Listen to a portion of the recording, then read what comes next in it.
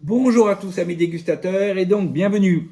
Alors pour les vins de cette petite vacance de Noël et du dîner de Noël et puis de ce week-end avec, oui évidemment c'est l'occasion quand même d'ouvrir quelques jolies bouteilles, à commencer par ce classique domaine de la maison Thibaut Moret-Coffinet, domaine Moret-Coffinet. Et pour Noël, on a donc commencé avec ce dent de chien, Chassagne-Montrachet, dent de chien, 2014. Alors, dent de chien, c'est un très beau cru de Chassagne-Montrachet, qui est juste au-dessus du Montrachet, et qui jouxte d'ailleurs le Montrachet, je crois. Euh, et, euh, et ma foi, c'est un très très joli vin que ce 2014 dans le chien, le grand cru, enfin le grand chardonnay beaunois, tout ce qu'il y a de plus classique, avec son très beau nez sur le fruit blanc, puis la poire, ensuite les belles notes citron, citronné, tarte citron meringuée. Ensuite, on a la petite pointe un peu beurre, brioche, très appétante. Euh, on a aussi qui commence à arriver un tout petit peu de champignons nobles, humus, champignons, sur un fond amande, crayeux et un très léger grillé sésame, mais très léger, qui est d'une classe folle. Voilà. Ensuite, on a surtout c'est en bouche, on a une belle bouche. C'est dans le chien. Dans le chien, ça attaque toujours avec des épaules, du volume. Puis ça se tend. Là, on a une belle fraîcheur qui tend la bouche.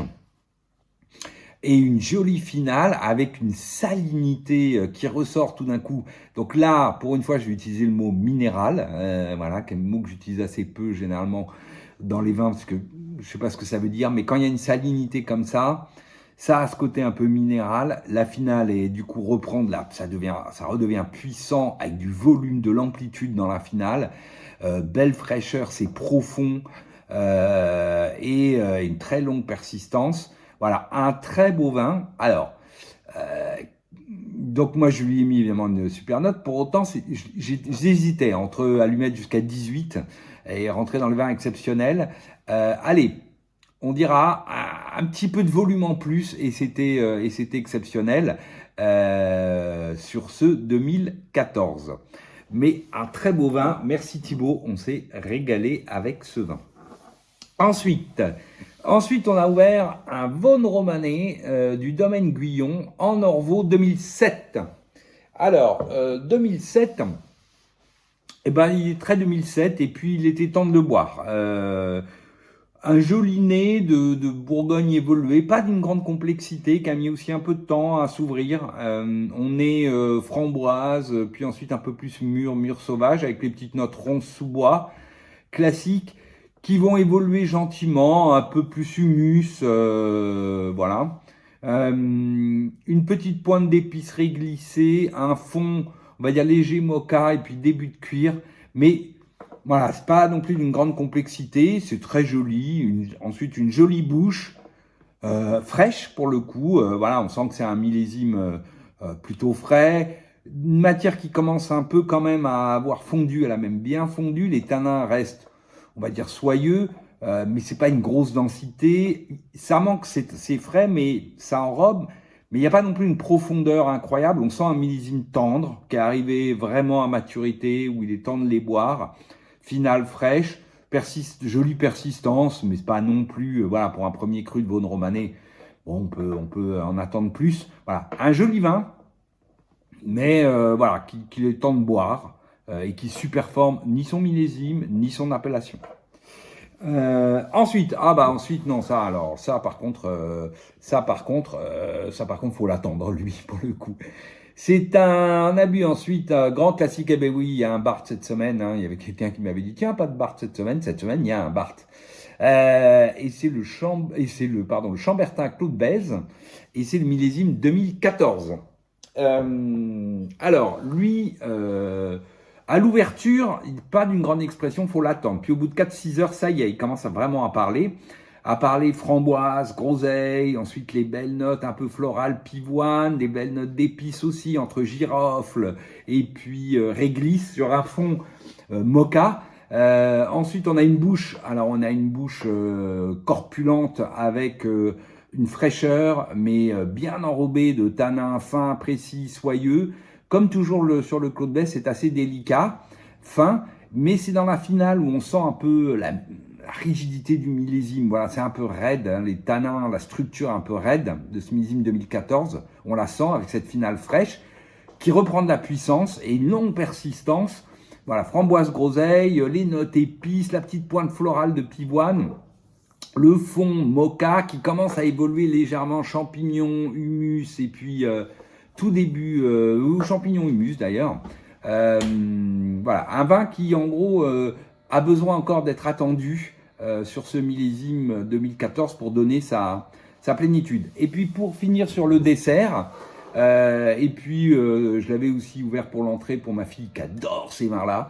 Un Sauterne Château Laforie-Péraguet 2007. Donc on a fait en gros 2014-2007, 2014-2007. Voilà, c'était un Noël sous le signe 2007-2014. Très joli que ce Laforie-Péraguet 2007.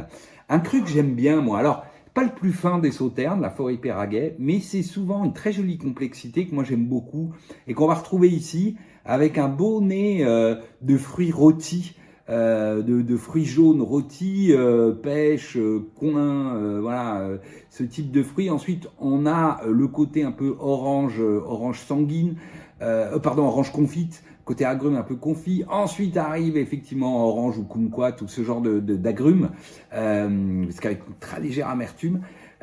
Ensuite, on a un petit côté pain d'épices qui est redoutable, et puis ce fond cire d'abeille, un peu terpénique de type cire d'abeille, résine, voilà, qui est extrêmement classe. Voilà. Ensuite, on a une belle bouche, beaucoup de volume, c'est riche. Voilà, Laforie-Péraguet, souvent, c'est riche, il y a du volume. Une belle acidité qui tend l'ensemble, qui donne un acidulé extrêmement gourmand. Une finale puissante, gourmande. Alors c'est sûr, c'est pas dans la finesse, c'est riche, il y a du volume, mais c'est très bon. Moi j'aime beaucoup ce cru. Ensuite, ça c'était pour Noël. Ensuite, le reste de la semaine et ce week-end, on va continuer à ouvrir des 2022, puisque voilà, je les ai rapportés au mois de novembre. Alors, le premier qu'on a ouvert, c'est ça, un Meursault du domaine Henri Germain, donc de Jean-François, son Meursault Village 2022. Bon, ben, c'est super, moi j'aime beaucoup. Année, alors oui, au départ, il est quand même un peu marqué de réduction, il y en a souvent chez Jean-François, donc cette réduction un peu grillée, pétard, salpêtre, mais qui va s'atténuer au bout de 4 heures et laisser place aux fruits blancs, puis au citron, la tarte citron. Les belles notes un peu plus noisette grillée, presque qui reviennent un peu citron vert, vous voyez ce que je veux dire, citron vert, noisette, ce côté-là. Et puis un fond, alors aubépine, amande, roche, craie, quoi, crayeux, très joli, belle bouche en 2022, qui à la fois a de la matière, c'est mûr, c'est un petit côté acidulé, et il y a de la fraîcheur aussi, donc je dirais une acidité mûre, voilà, parce que la matière est là, elle est belle, elle est précise, elle est même cristalline ici sur ce morceau. Elle est donc précise et fine, elle enrobe cette acidité qui est bien là, qu'on sent.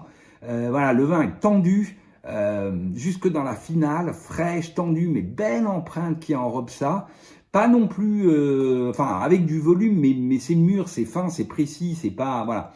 Bref, vous avez compris, j'ai beaucoup aimé ce 2022 de Jean-François, avec une jolie persistance, un très joli village de Meursault.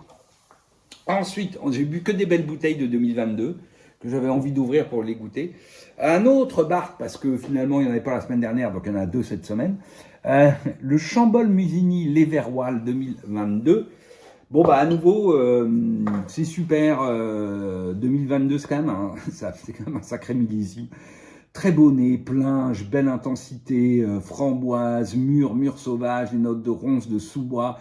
Ensuite, une petite pointe florale, plutôt pivoine, une petite pointe épice assez réglissée ici, sur un fond noyau de cerise, et puis ce côté un peu ce qu'on appelle moi caroube ou mocha, enfin mocha souvent je l'appelle, toute petite fond de réduction avec un petit côté boisé, on sent les deux, cette espèce de mélange qui donne ce côté un peu mocha, qui est très agréable, très appétant, que moi j'aime beaucoup, qu'on retrouve aujourd'hui chez pas mal de vignerons, et qui me plaît beaucoup, enfin chez beaucoup de ceux que je bois, parce que j'aime bien ça, voilà, qui est très réussi, belle bouche, avec du volume, de jolis tanins soyeux, il y a de la fraîcheur, c'est tonique, c'est plein, de bout en bout, c'est mûr, mais sans être ni confit, ni pâteau, ni ce que vous voulez. Belle finale, avec qui reprend de la puissance, comme souvent sur les Verroal, et une jolie persistance. Bref, un très joli vin que ce Verroal 2022. Et puis pour finir, un autre très joli vin qui est encore un petit cran au-dessus, que moi j'adore. Et à nouveau, cette semaine, c'est pas un Germain, mais 2 Germains, avec ce Meursault. Donc Jean-François, enfin le domaine Henri Germain, fait un Meursault rouge, ce qui n'est pas si courant. Donc Clos des Mouches 2022. C'est une cuvée que moi j'aime beaucoup, ce Clos des Mouches, qui n'est pas forcément la cuvée avec le plus de volume, la plus impressionnante. C'est pas un vin démonstratif. Et on va retrouver ça ici dans ce 2022. C'est presque, en 2022, c'est corpulent, souvent c'est plutôt charnu. Alors c'est pas un cru qui a beaucoup de matière, de volume, de structure. Ici, il y en a un peu, ce qui est très agréable sur ce 2022, c'est plein en attaque. Par contre, ça garde son côté aérien, délicat, beau tanin, soyeux, fin. C'est avec donc du volume en entrée, belle fraîcheur ensuite qui donne toute la longueur de la bouche. Et puis avec une aromatique que moi j'aime beaucoup, on est sur la framboise, la cerise un peu burla, faut bien dire, un peu noir, mais et puis ensuite les belles notes d'épices de type clou de girofle, le côté ensuite floral pivoine, presque rose, un peu pot pourri, on pourrait dire, voilà, de fleurs. Et puis un fond à nouveau un peu mocha, noyau mocha, comme sur le Chambol. Finale fraîche, pleine, jolie dynamique, c'est pas puissant, mais il y a une belle dynamique, c'est assez tonique sur la finale, et une très belle persistance. Voilà, moi j'ai beaucoup aimé ce Clos des Mouches 2022. Voilà pour la semaine. On va attaquer la deuxième semaine de vacances avec le jour de l'an et un dîner, alors pas pour le jour de l'an, mais la veille avec les copains dégustateurs. Je vous raconterai ça la semaine prochaine. Allez, bonne année à tous et à l'année prochaine. Salut!